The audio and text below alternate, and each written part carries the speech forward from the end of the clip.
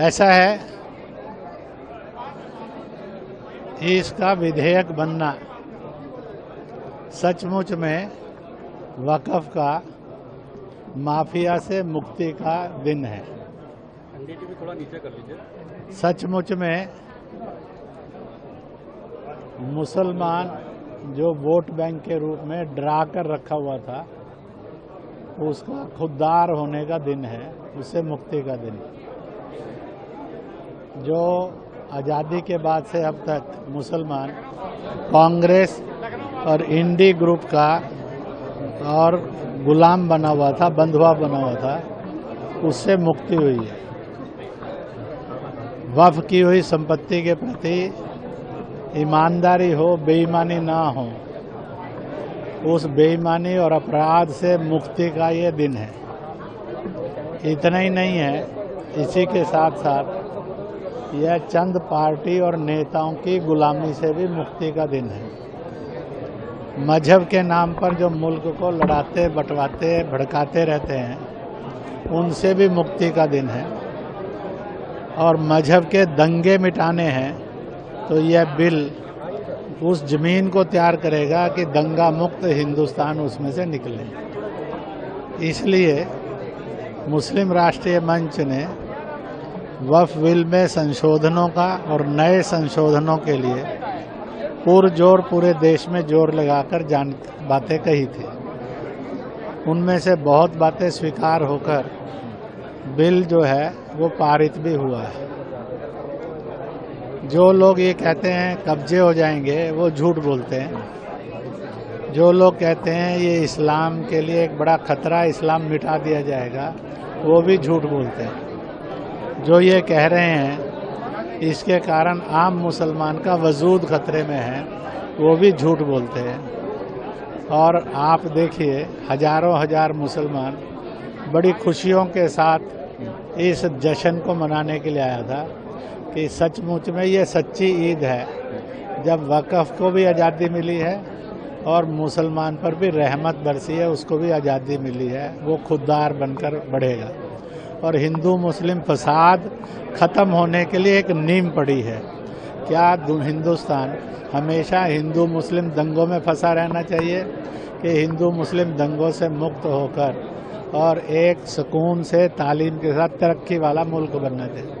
जो लोग रोजगारी की, महंगाई की, बेरोजगारी की बातें करते हैं, उनको मैं कहूँगा इस बिल के साथ खड़े हो ताकि यह देश अपनी बेरोजगारी और अनपढ़ता से मुकाबला करके तेज गति से तरक्की से बढ़े और वो सदा सदा के लिए दंगों से मुक्त हो जाए। जब तक, इसलिए मैं उनको कहूँगा आइए एक नए प्रयोग के अंदर आप सब भी साथ दीजिए। इंद्रेश जी, शाहीन बाग जैसे प्रोटेस्ट कहा जा रहा है, आम मुसलमानों को भड़काने की कोशिश की जा रही है और जो मुसलमान इस बिल के पक्ष में हैं उन पर भी हमले हो रहे हैं। हमने संभल में भी देखा कि इस बिल का समर्थन किया तो उस पर मुस्लिम समाज के लोगों ने ही हमला कर दिया जो इस बिल के खिलाफ थे।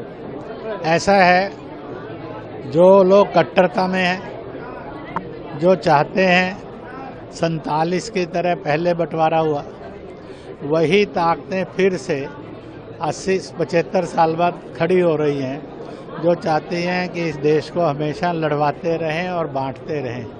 वो अब सफल नहीं होंगे, उनकी सारी शैतानी ताकतें असफल होंगी और हारेंगी। सर, आज जम्मू कश्मीर में भी असेंबली में वो बिल जो पास हुई है उसको चर्चा नहीं हुई, उसके बाद वहाँ बहुत ज़्यादा रकस हो गया। ऐसा है, चाहे विरोध में बोलें चाहे समर्थन में बोलें, हिंदुस्तान के जनता को और हर सूबे की जनता को पूरा हक है कि वह सारी चीज़ों को सुने। हिंदुस्तान की हुकूमत ने इतने घंटे दिए और इतने लोगों को बोलने की इजाज़त दी ताकि दूध का दूध, पानी का पानी साफ हो सके। मैंने जो इंडी ग्रुप के लीडर थे उनसे पूछा कि आपने कोई वेलफेयर स्कीम का आंकड़ा नहीं रखा, आपने पारदर्शिता का कोई आंकड़ा नहीं रखा कि नहीं यहाँ के वक्फ बोर्ड की ये बैलेंस शीट है, ये उसकी रजिस्टर्ड है और इसलिए पहले से वो ठीक चल रहा है। उन्होंने अपनी रजिस्ट्रेशन नहीं दिखाई, उन्होंने वेलफेयर की स्कीमें नहीं बताई, उन्होंने वेलफेयर क्या क्या हुए इसको नहीं बताया। क्यों? क्या इसलिए कि नहीं किया है? सच है कि मुसलमान को लग रहा किया ही कुछ नहीं है। किया होता तो बोलते ना नेता, बताते ना नेता। फिर संपत्ति जो है डोनेशन उन्होंने उस पर किराए पर दी है, या संपत्ति उनको दान हुई है, या दान में धन चढ़ा है। तो इस देश के अंदर हिंदुओं की भागीदारी बहुत अधिक है उसमें। क्या वो ये सोचते हैं कि हिंदुओं से मिली हुई डोनेशन वापस करेंगे? क्या वो ये सोचते हैं कि हिंदुओं का चढ़ाया हुआ चढ़ावा नहीं स्वीकार करेंगे? क्या वो सोचते हैं कि उनके किराएदारी नहीं रखेंगे?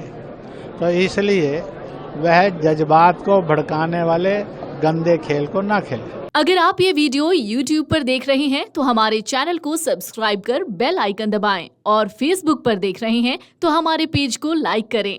8 मिलियन प्लस सब्सक्राइबर, आपके इस भरोसे के लिए बहुत धन्यवाद।